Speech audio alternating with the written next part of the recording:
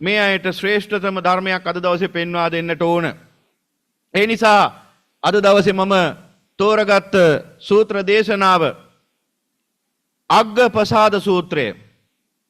මේ ධර්මයට මනවින් කන් දෙන්න හෙට උදෑසන දක්වාම නිදිවර්ජිතව උවමනාවෙන් කන් දෙන්න ඒකාන්තයෙන් ඔබේ ජීවිතයේ අමරණීයත්වයට පත් වෙන බව මතක තියාගන්න. මේ සියලු දුකෙන් ඔබ නිදහස් වෙන උත්තරීතර නිර්වාණ මාර්ගයට ප්‍රවිෂ්ඨ කරන ධර්මය.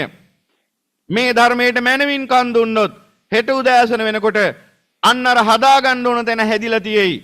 චින්තනය නිවැරදි වෙලා තියෙයි ඔබේ.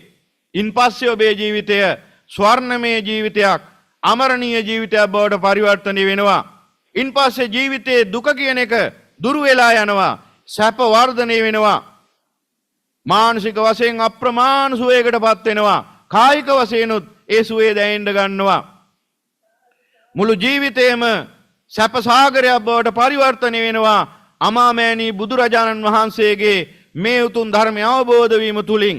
ඒ නිසා ලොකු පොඩි ભેදයක් නැතුව, උස් පහත් ભેදයක් නැතුව සෑම ඥානවන්ත මිනිසෙක්ම මේ ධර්මය අවබෝධ කරගන්න ඕන අප්‍රමාදව. රටේ ජනාධිපතිගෙ ඉඳලා පහළම පුරවැසියා වන හිඟන්න දක්වාම සියලු දෙනා මේ ධර්මය අවබෝධ කරගන්න ඕන. සියලු වාද ભેදකම් පැත්තකින් තියලා, මොකද එහෙම නොවුනොත් ඔය වාද ભેද තියෙන්නේ වලපල්ලට යන දවස් වෙනකන් විතරයි.